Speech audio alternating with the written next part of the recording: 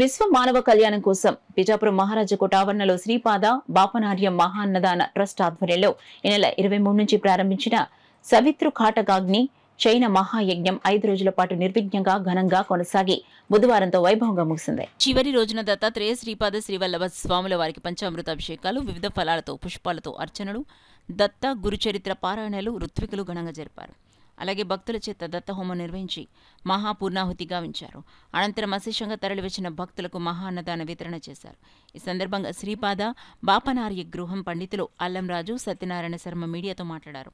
కార్యక్రమంలో ట్రస్ట్ నిర్వాహకులు రాజు, పుర ప్రముఖులు పాల్గొన్నారు. ఉదయం నుంచి కూడా సకల దేవతా స్వరూపుడైనటువంటి గోపూజా కార్యక్రమం పూర్తి చేసుకుని అభిషేక కార్యక్రమం అంతా కూడా పూర్తి చేసుకుని ఇప్పుడు లక్ష్మీ గణపతి పూర్వక దత్తాత్రేయ సహిత మహామృత్యుంజయ హోమ కార్యక్రమం ప్రారంభమవుతోంది. తదుపరి ఈరోజు యాగ మహాపూర్ణాహుతి కార్యక్రమం కూడా నిర్వహించడం జరుగుతోంది. కనుక 50 మంది భక్తులు కూడా వచ్చి ఉన్నారు.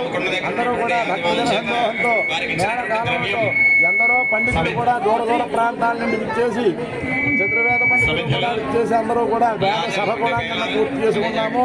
అత్యద్భుతంగా 5వ రోజు ఆఖరి రోజు భక్తుల సందోహంతో భక్తనామ సంకీర్తనలతో మహాపూర్ణాహుతి విశేష ద్రవ్యములతో స్వామివారికి మహాపూర్ణాహుతి కార్యక్రమం మరి కొద్దిసేపట్లో ప్రారంభమవుతోంది.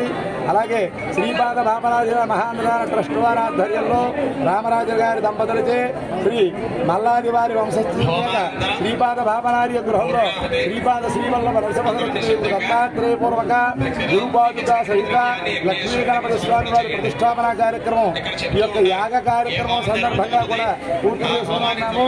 ఈ రోజు ఆఖరి రోజు దత్త జయంతి మహోత్సవాన్ని పురస్కరించుకుని చేసే ఈ యాగ పూర్ణాహుతి కార్యక్రమం జరుగుతోంది.